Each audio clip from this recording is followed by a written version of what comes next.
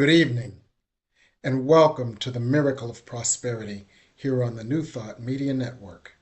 I'm your host, Reverend Jim Webb, author of the book, The Soul of Prosperity, 30 P's for Prosperity, Prosperity from A to Z, and Create Your Self-Manifesting Vision Board. It's an honor and pleasure to be here this evening, and we've got a wonderful and lively discussion planned for you. And it's part two of a two-part series, The Prosperity of Relationships. Prosperous relationships create a prosperous life. So you might ask, what is the link between prosperous relationships and a prosperous life? Well, the essence of prosperity in any of its dimensions is an outpicturing of an inner feeling and an inner energy. So when you feel loved, when you feel loving, when you feel lovable, when you feel in harmony, when you feel full, that's going to show up in your outer world. If your relationships are not loving, filled with conflict, filled with friction, filled with anger, fear, or anything unlike love, that is going to show up in your outer world. So creating prosperous relationships creates an energy of harmony and love that shows up in your outer world in the form of loving circumstances. And that's why we dedicated 2 weeks to this wonderful discussion. Because prosperous relationships may create prosperous professional experiences for you. Prosperous relationships include, of course, prosperous family relationships. Prosperous relationships may spur you on to what I call that $1,000,000 idea, or that they may trigger you to be in your highest self or your most divine self, where you can receive that $1,000,000 idea.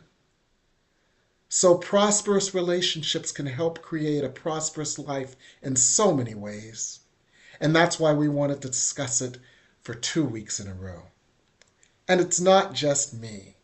We're going to be discussing this as well with my dear friend Ed Miller, author of the book Soul Power.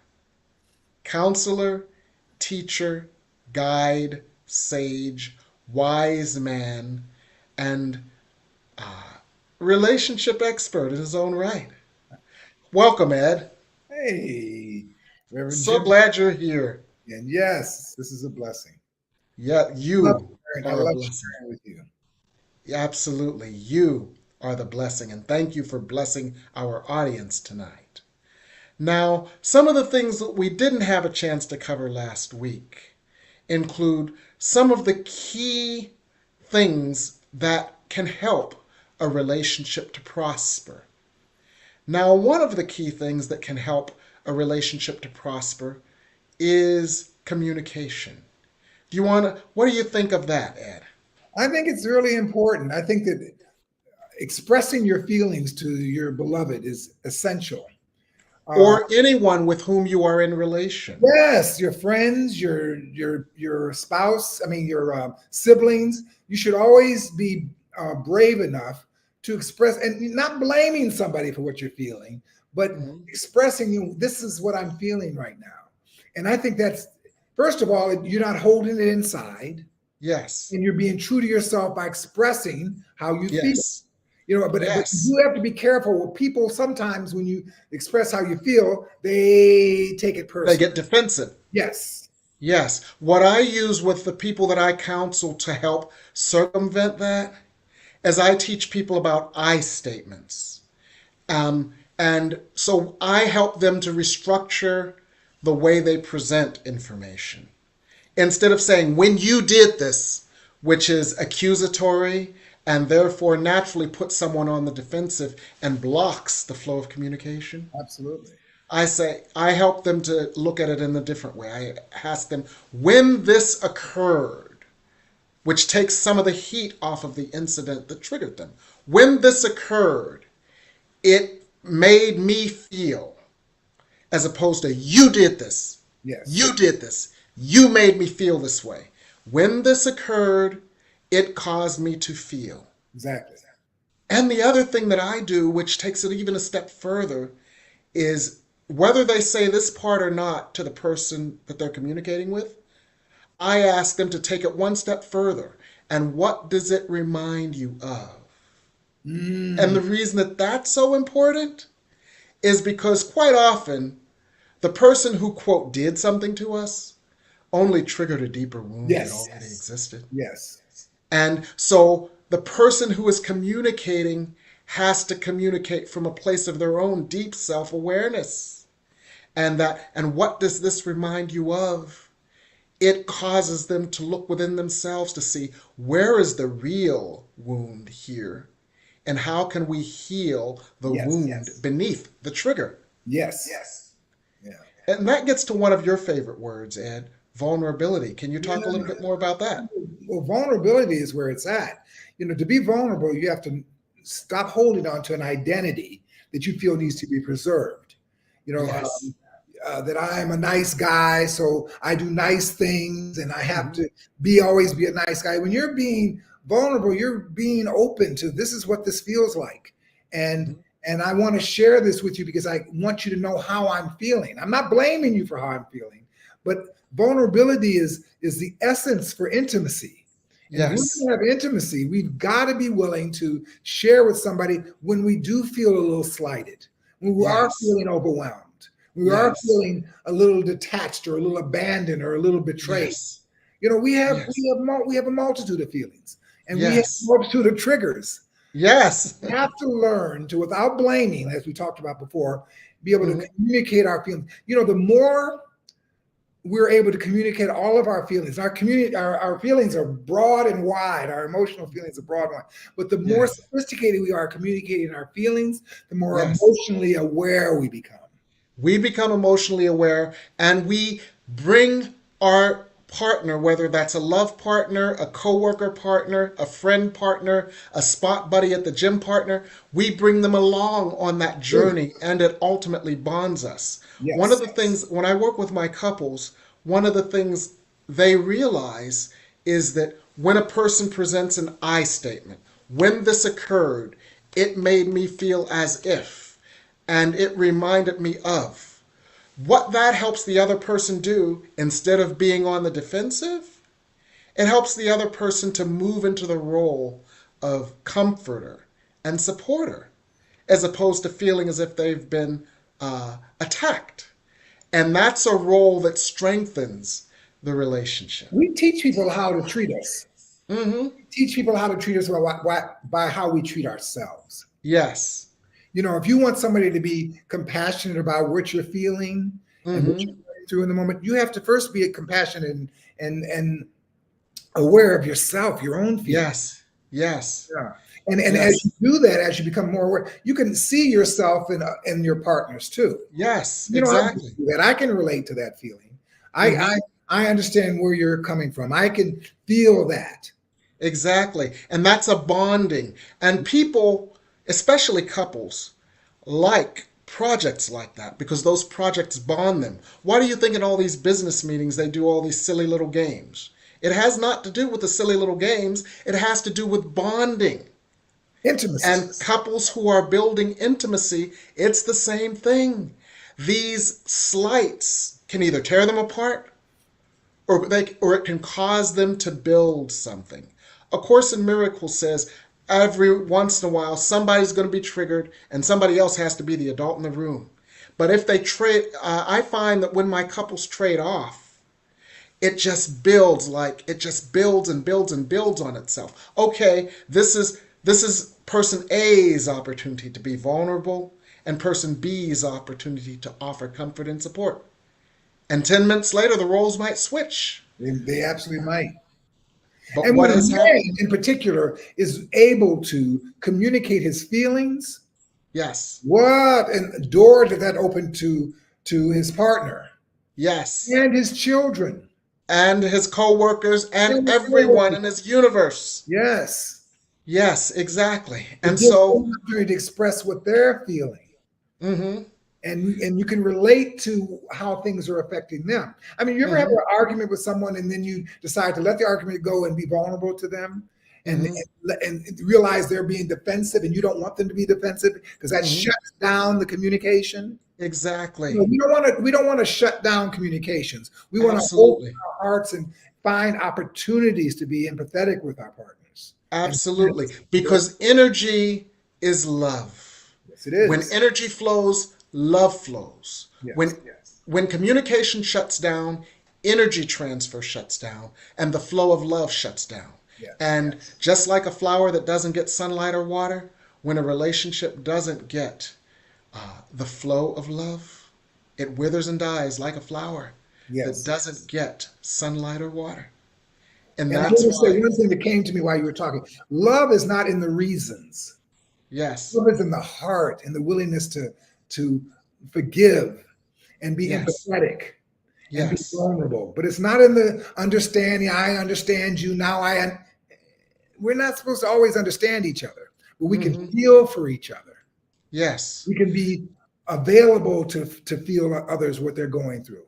We're yes. not going to always understand people. Hmm. And, and this reminds me of something. Years ago, one friend was having an issue with another friend.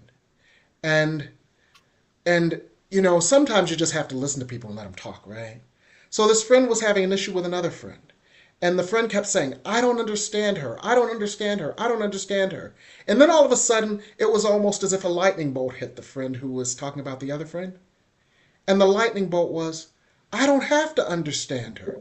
I just have to love her. There you go. I don't have to understand you. I just have to love you. Because what is a relationship anyway? A relationship is a barometer of how you are feeling That's about right. yourself. A relationship is an opportunity for you to see something outside of yourself so that you can look within and give yourself an opportunity to heal at a Yes. deeper layer. Yep. So, what is a relationship? It's a gift from the universe.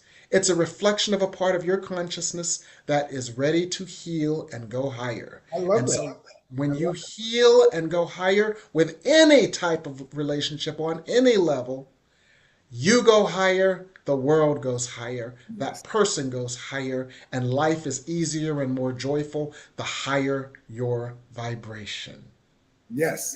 And another thing is that anytime we have an opportunity to let go of our righteous indignation, Yes. to let go of what we're believing is right or good Mm-hmm. or what's or have understanding. When we start to let go of that and surrender to the love, Uh-huh. that's palpable. People feel that. Absolutely. What is righteous indignation other than the ego building a wall against Yeah. love? Yeah. I'm righteously indignant because I am in All of my the reasons. ego identity as a victim. And I feel proud of myself as a victim, for this is who I am as a victim, and I'm going to stay a victim no matter how you try to cajole me, make me see something differently, because this is my badge of honor. Exactly. That's what righteous indignation is. And you know what righteous indignation does? It builds a wall. Does. Or what It about builds this, a Reverend wall. Jim? You hurt me. So Yes. you are gonna, I want to punish you for hurting me. So we Yes. build up that righteous indignation where, you need to be punished or you did something to me. Oh my God, does that You need to be held accountable. accountable? Yes. Yes. And when in fact, and this is hard for us when we're hurting, you triggered something within me that was hurting. Yes. And what we often do is we point to the other person. So you fix it. You broke it. You fix it.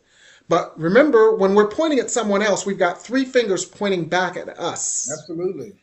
And the task as we mature spiritually is to realize there is something within me that is crying out for love. This has triggered this cry for love. What can I do? to deliver love to this part of me that is wounded. Yeah, I love that. And you know what you can do? You can go into prayer. You can go into meditation. You can go into communion with the highest source of love possible for you. And you can call forth that love. You can pray forth that love. You can invoke that love. You Yes. can direct that love to the part of you that is hurting. Yes. And ask and allow that love to salve that wound, Yeah. heal that wound, let you see it differently. Because this is Yeah. a place where you saw Well, yourself that's the as forgiveness, not isn't it? enough. Isn't that the Say what? forgiveness? Isn't that the forgiveness? Yes, because that state of oneness is a state of forgiveness. Yes. Forgiveness is synonymous with oneness. And when you move into oneness with Source, the pain that your ego, that your wounded inner child, that your unconscious fears and doubts, that pain is healed. It is embraced. It is loved. It has needed love and it gets what it needs. And there is balance. There is stasis. There is healing. There Yes. is light where there had been darkness. So our task is to go within. That's why that third part of the I statement is so important. When this occurred, it made me feel a certain way, and it reminded me of. Oh. Because that's where the light is needed, for that's where the wound is.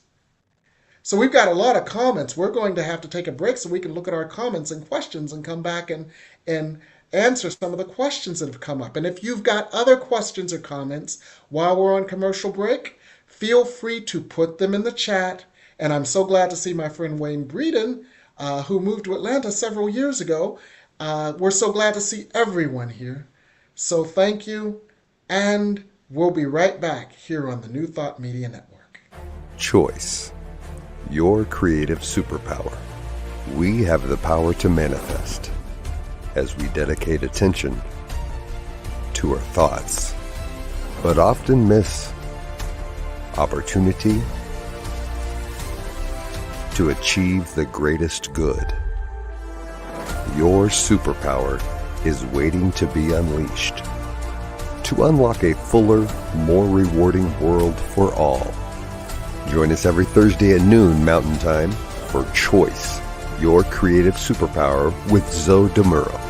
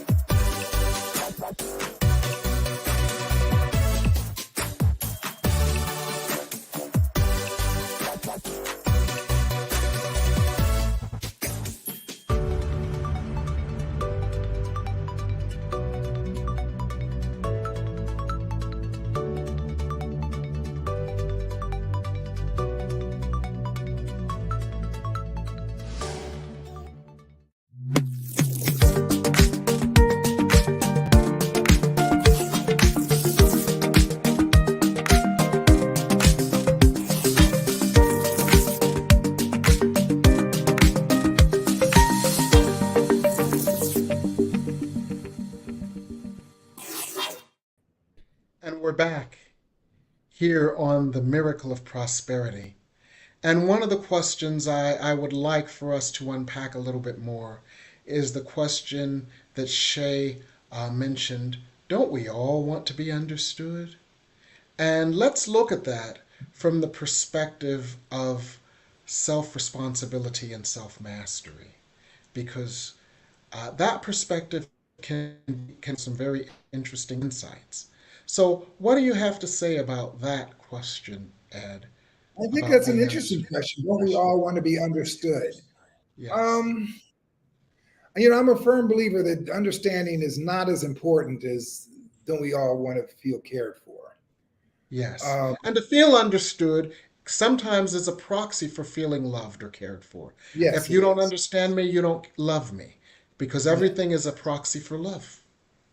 it is. But when you're trying to understand somebody to understand you, um, and you feel as though that's how you're cared for, you're I think you're taking a real risk in trying to get into somebody else's mind or Yes. or feed somebody else's ideals. And Hmm. I less try to find understanding Hmm. and spend more time trying to surrender to the love. I Yes. know that sounds very simplistic, but I know in my past I used to, fight for understanding. You need to understand me. You know what I went through and how this hurt me, and how I don't I'm not so needing to be cared for by you understanding how I feel.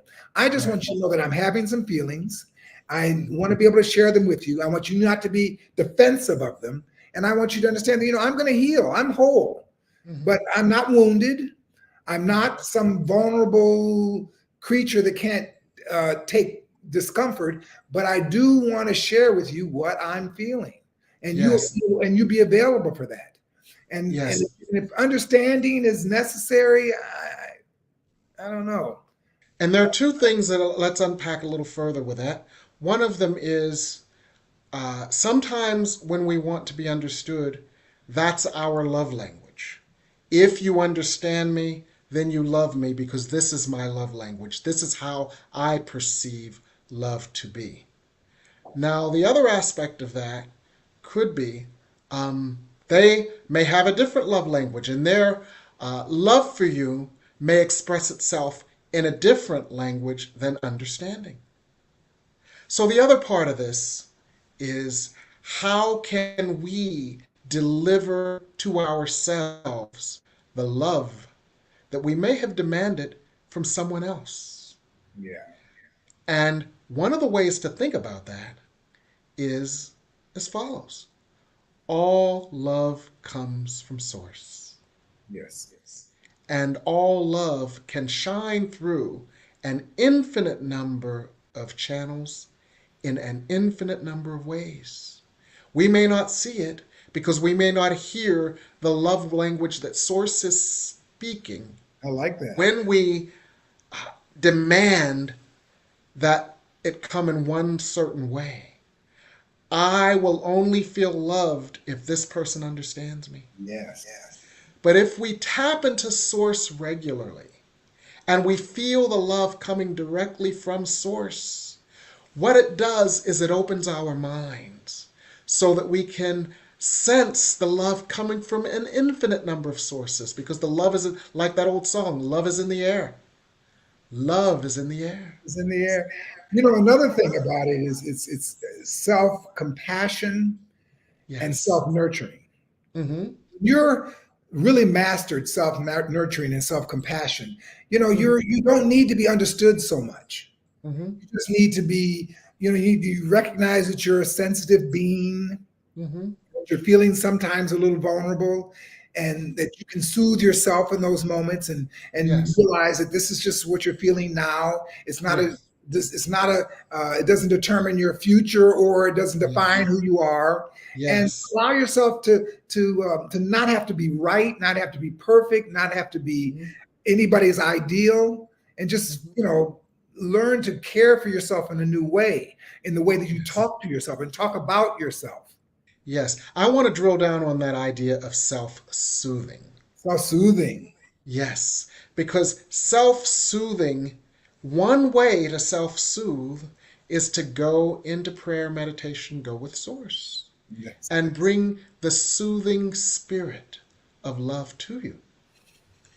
And that soothing spirit of love will touch those places that feel hurt, that feel Yes. slighted, that feel unseen, that feel misunderstood. Yes. And that self-soothing is a powerful key to mastery, because what begins to happen is that a lot of the resentments and the grievances you have with others because they didn't love you in the way that you wanted to be loved, a lot of those grievances fall away. They do. Yeah. And A Course in Miracles lesson 78 and 79 say, grievances hide the light of God within me. Because when you have a grievance, it almost covers over the beautiful brilliance of your soul. Because the facade of hurt and pain and anger and resentment covers over that. It does.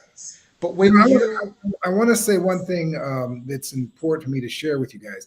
You know, through most of my even adult life, Reverend Jim, I didn't think anybody really loved me.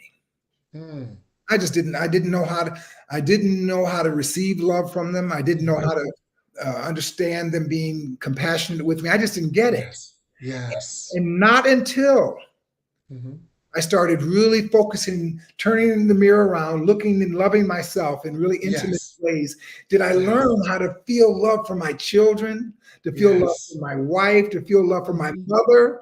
You know, it took me loving myself first to realize hmm, all my excuses and reasons and understanding I was looking for from these other relationships, I didn't need. hmm, But I yes. needed to love myself first. They were nice to have, but love comes from Source directly to you and through you. And then Yes, it gets reflected to you and all absolutely. these other people. But it must, and this is the new and dynamic of love. The old model was, I will get love if I snatch it from this person, if I snatch it from that person. And if they don't offer it to me, I'm going to be angry, right? Yeah, But the new model of loving is love is infinite. It is an infinite supply and it comes from Source. I am directly tapped into that Source. And every time I tap into Source, I feel the love of Source. This love of Source that I feel heals any part of me that felt unloved. absolutely. So the people outside of me that I've looked to for love, they may or may not be channels for divine love. Ultimately, and at some point, it won't matter. Because the love that I needed, or I thought that I needed, comes directly from the divine. Whether they channel it, or whether it's the person at 7-Eleven or where I buy my lottery ticket who just smiles and says, have a good day. It doesn't matter. It all comes from the Source. That's true. And that new model of loving, that let's call it the miracle model of loving. The miracle model of loving can set us free from so many relationships that we have believed to be toxic. Mm, yes. So, this new model of loving, the miracle model of loving, can set us free. Because what it does is it continually puts us in a state of forgiveness, which is synonymous with a state of unity, non duality, and a state of oneness with love. Yes. And isn't that what we're all here for? To learn to love and to experience love and to manifest loving experience? Yes. And you know, as you um, become aware of that you are that source, Yes. um, what looks like love is so it's an evolution. Hmm. It's you see things in much bigger, more holistic ways. You're no Yes. longer cutting the world up into those and them and these people and those people. You're seeing wholeness in Yes. your not only your relationships but in the whole world. Hmm. I think that's a more evolved way of being. Yes. You stop trying to cut the world up into people that you can relate to and people you can't relate to. Exactly. Let me see no differences Yes, today. The Course in Miracles, that's one of the lessons in the Course in Miracles, is a which is a treatise on unity or non-duality or oneness. There are no differences. There are only different flavors of God, just like different flavors of Baskin-Robbins ice cream. The essence is the same. It's still ice cream. It's still sweet. It's still cool. It's still smooth. It's still soothing. It's still delicious. It is still No delicious. matter what the flavor, amen? Yeah. So beautiful.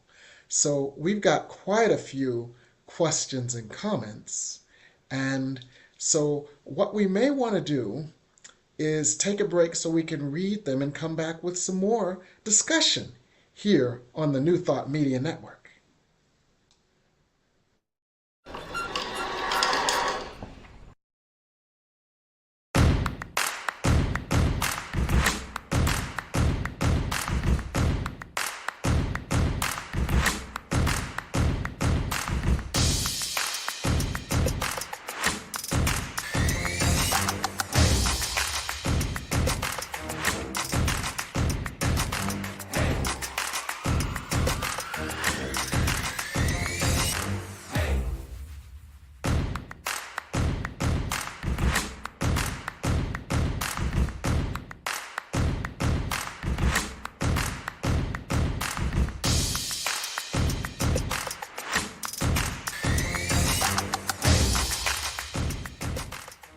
New Thought Media Network is on the rise.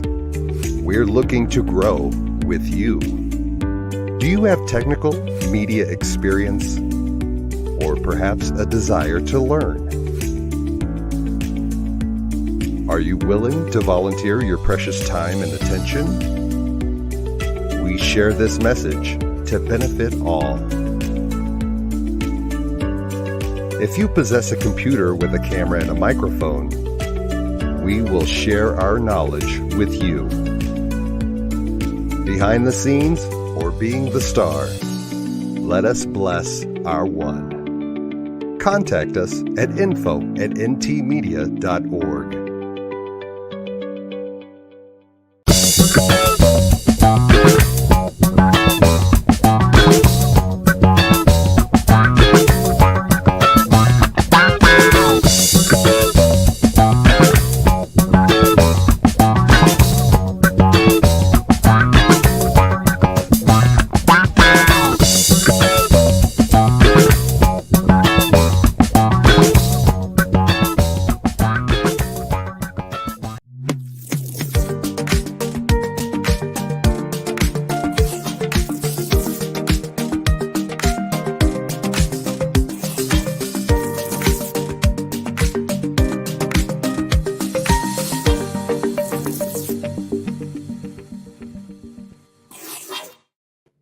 And we're back here on the Miracle of Prosperity. And Ed, I would love for us to drill down on something that you mentioned earlier, because I read your book, Soul Power. And one aspect of your book that was so powerful for me was your journey into self-love. Yeah. And you alluded to this a little earlier. I'd like you to chat a little bit more about this because it's exemplary of how we can all get to the self-love that is an important aspect of our relationship with ourselves. Yes, I understand. You know, self-love is another word for self-love is self-awareness. Mm-hmm. The more we become aware of our tender selves, the more we become aware of our vulnerable selves, the more we can become aware of our triggers and we all have beliefs that aren't conscious beliefs, but they're unconscious beliefs that are sometimes not in our best interest. But the more we're aware of all that subconscious stuff that somehow triggers us, the more we're able to be compassionate and be forgiving of holding on to these stories and these beliefs that are not true or in our best interest to believe.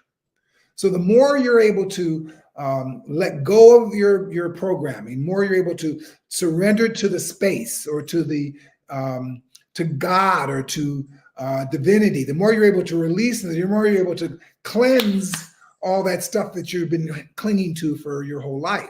all those hurtful stories, all those disappointments, all those moments when you feel like you weren't quite yourself and you let yourself down, and all those kinds of moments you have to forgive ourselves for and be compassionate for ourselves for.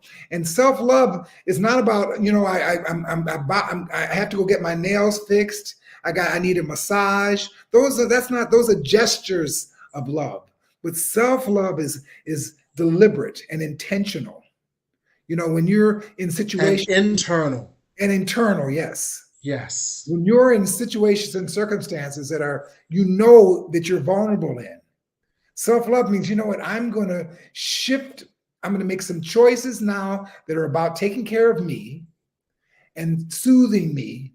And I may let somebody else down. I may, disappoint a friend or family, but I have to do that in order to soothe and care for myself and create some perspective. Not because I'm rejecting anybody or anything, but I'm being careful with myself in these moments. And I'm sorry.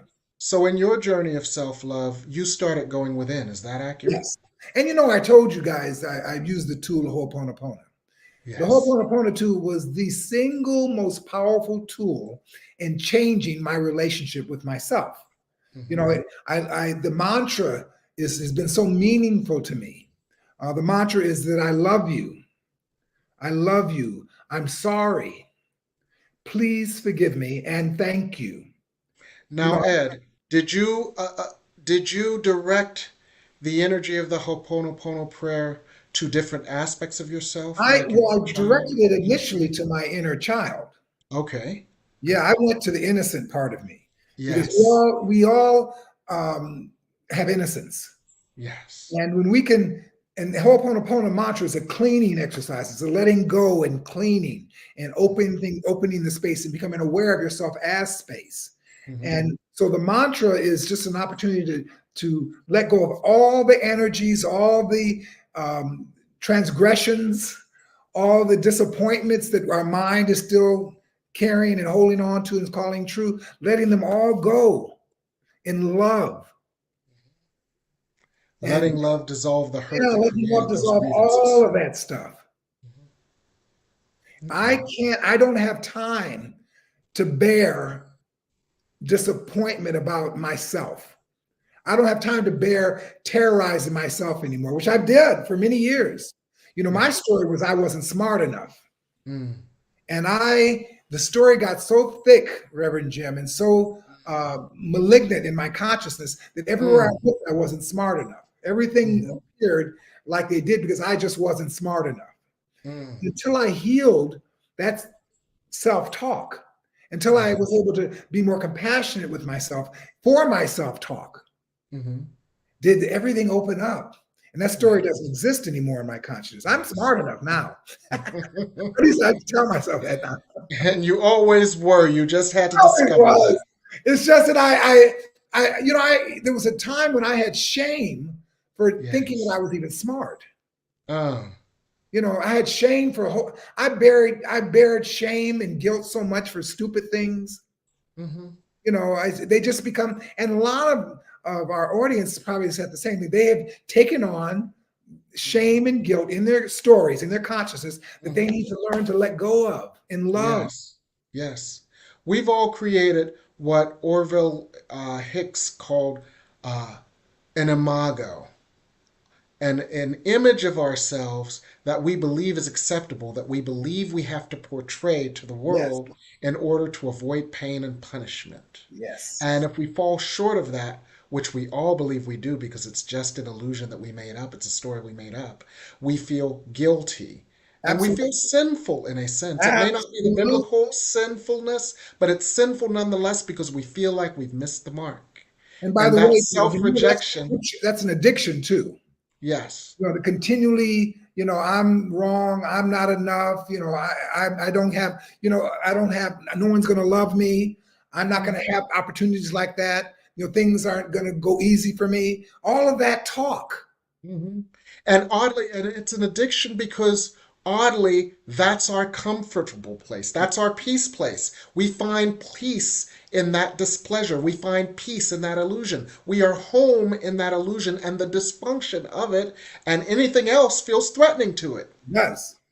And that's why it's so addictive. And that's why the process of healing is repetitive and cumulative. Yes. Because little by little by little, like the song, every love song on the radio says, love breaks down those Yeah. defenses. And you know, we don't And have to have reasons to love ourselves. We yes. don't have to have any reasons at all. Mm-hmm. When we're stuck in our stories of not Mm-hmm. enoughness and inadequacy, we then look for reasons that we're adequate and enough. But the Mm-hmm. reasons aren't necessary. Yes. In my book, The Soul of Prosperity, I look at our inner saboteurs. And Yes. I look at our inner critic and our inner judge. And our inner critic is always criticizing us because our inner critic is pointing out all the ways Yeah, we exactly. have missed the mark. Yeah, fall short. Exactly. And for all, and it's in the scriptures too, for all have fallen short of the glory of God. And we believe that. And so what I do is I have people redeploy their inner critic. Look for all the ways you are different. Celebrate those differences. Look for all the ways you are brilliant. Look for all the ways you are perfect, just as you are, because love has no conditions. And so you take that energy that has been so well developed and you redeploy it instead of looking for all the ways that you were wrong. Look for all the ways that you were loved and look for all the ways that you were different and celebrate them and look for all the things you are, all the things that God created. And you take that energy and you look for the loving aspects of you, and every part of you is loving. And that's how you turn around that saboteur. You redeploy that saboteur to support you instead of having that saboteur sabotage your good. That's right. Yeah, that Deanna's on the one of our viewers tonight, and that's her favorite chapter of the book, chapter 9, meaning silencing your inner saboteurs. Yeah, I talk about the saboteur also in Soul Power, my book too. Yes, I know. I had a saboteur that, because I Uh-huh. didn't feel I was smart enough, always had me looking for an expert. I was always Mm, looking for somebody smarter than me. And mm, what would happen is the saboteur, I would look for the expert. I would look for somebody who was more talented for whatever problem I have for a solution. And then they would always let me down. mm. So and they would let me down big. I mean, Yeah, I've I remember this from the money book. on Yes, experts. yes, Yeah, who've let me down because I'm thinking that they have some insights that I hmm, don't have. right. So it's been loving yourself deliberately, intentionally Yes, has taken a lot of intention, a lot of attention too. Because yes. if not, Attention and intention. yes, because if not, we Yes, will fall right back into those bad habits, right back yes. into finding reasons, looking for reasons why we're not enough. Exactly. And remember that song, The Tropic of Sir Galahad from the 70s. Odd never did give nothing to the Tin Man Right. that he didn't already have. Right? Yeah. Amen. So so one of the keys, if I hear you correctly, Ed, one of the keys to a loving relationship with others is to have a loving relationship with yourself by fostering and cultivating an inner energy of self love that comes from self awareness and Yes. self soothing. Is that accurate? Exactly. Beautiful. What a wonderful idea to share with our guests. And I thank you so much for that wonderful idea. So, what are you working on these days, Ed? Oh, I'm doing a workshop this Thursday, and I'm very Mm-hmm. excited about it. I have a 2 week series, or no, Mm-hmm. the week of Thanksgiving is off, and then I'm coming back Yes. in the week after that. But Yes. I'm doing some.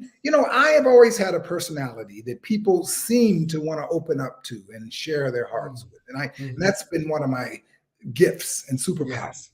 Yes. So I can bring uncomfortable situations Yes. or uncomfortable point of views into Mm-hmm. and allow people an Yes. opportunity to see things differently. and Yes. to heal parts of them that they didn't know was even um, unhealed. So, Yes. so I'm looking for. I look forward to doing that. It's a great gifting that I've been given, and it's a real opportunity. Mm. Yes. Yes. So that's exciting. That is wonderful. And I know our audience absolutely adores you. So No, any audience would adore you. well, And we're, I love people, and I love to inspire people to go in deep because that's what yes. it's all. It's all inside. Yes. You know, we can sit and talk about all the problems in the world, but what Mhm. really matters is our relationship with ourselves.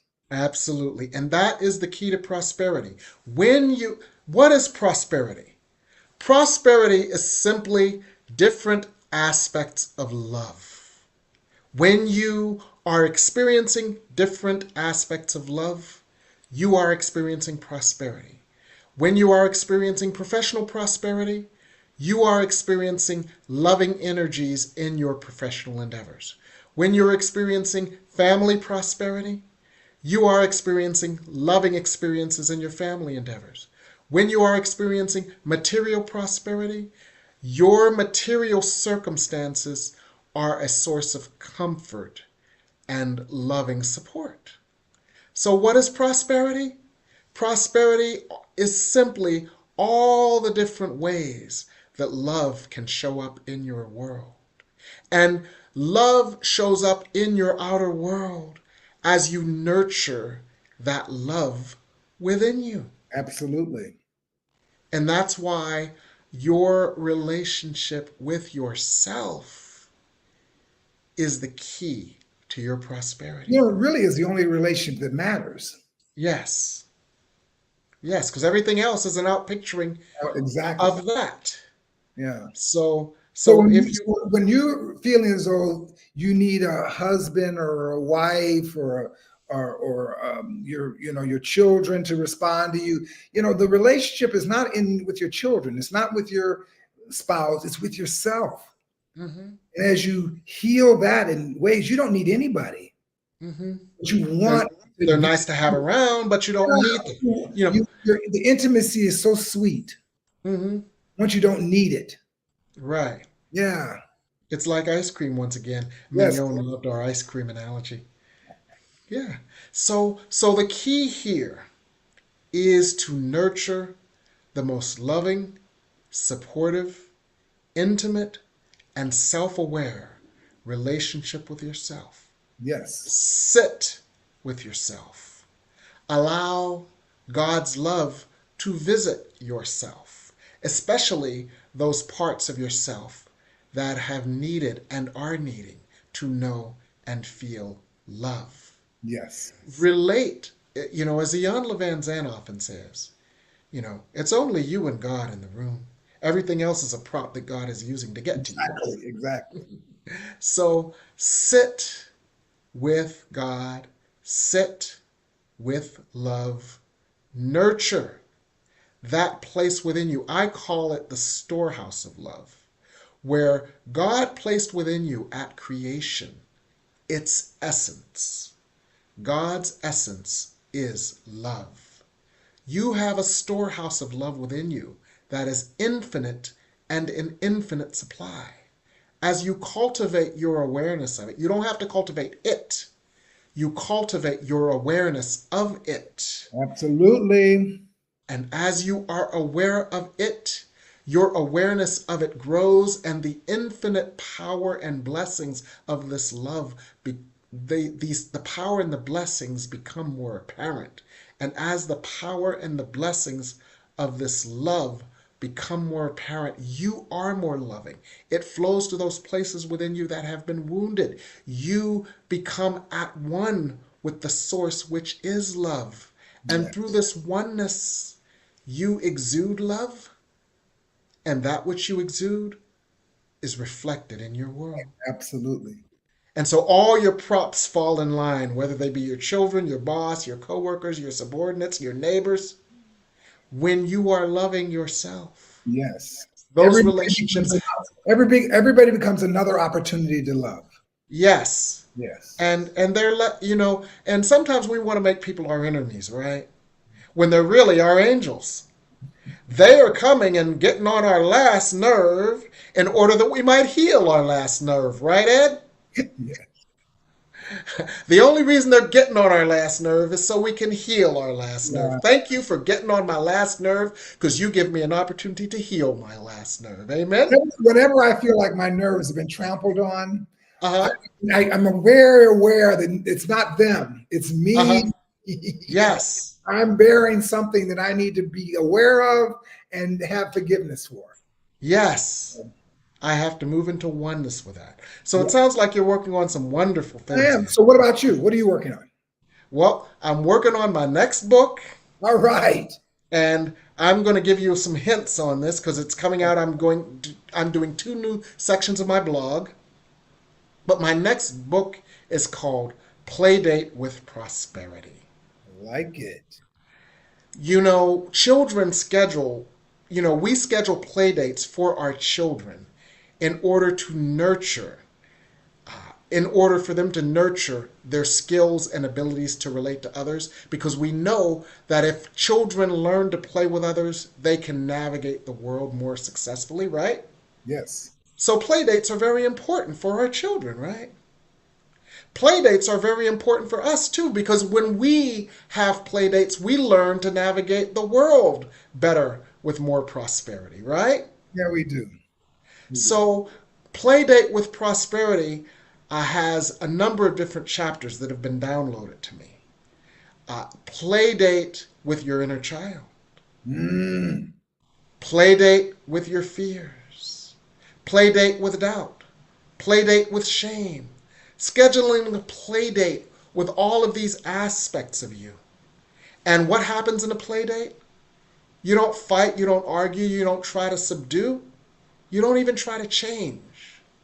You try to understand and give love Yes. to your playmate, right? Yes. My Yes. fear is my playmate. Let me show it love. Well, let me say something to you about that. It's interesting. Also, with a play date, there's humor. Yes, We have humor with our play dates. exactly. And much of what much of these relationships, when we look at them, we can see Yes. how absurd and ridiculous they are, and Yes. really let them go in love. Yes. Yeah. Yes, exactly. And so that's why I named it Playdate, because, sometimes we think that all this prosperity stuff is either mantras or beating pillows. And it can be fun. It doesn't have to be all mantra, mantra, mantra, mantra, mantra, mantra, mantra. And it doesn't have to be all beat a pillow, beat a pillow, beat a pillow, beat a pillow. It can be fun. Prosperity can be fun. So Playdate with Prosperity helps us I to, love that. I love it. I spend a lot of time entertaining myself. yes, I come up with the craziest stuff in my mind, and uh-huh, I laugh. yes, It's not real. It's uh-huh, not anything to believe, but uh-huh, I am aware now that my mind is very active on all many levels of crazy. mm-hmm. Yes, it's so true. Yeah, so that's so that's what I'm working on. And Good. I have a gift for everyone this month. During the month of November, because it's Thanksgiving, I have a gift of thanks to everyone. In that you call me and schedule an appointment with me during the month of November, Thanksgiving. My gift of thanks is a $25 discount on your session. So my sessions, which are usually $150, as a gift of thanks to you, my sessions are $125 for the month of November. So this is for the whole month of November. Yes. All right now. Yes. So that's my Thanksgiving gift to everyone while I'm working on my new book, Playdate with Prosperity. So we've got a lot of good stuff going on. I want to thank you, Ed, for being a part of our community and for being a part of this broadcast tonight. You're one of our favorite guests, and we're so glad to have you. Thank you so much, and please come back. I will. Okay, good, good, good. Well, that's it for tonight, folks. Thank you all for joining us tonight on the Miracle of Prosperity here on the New Thought Media Network.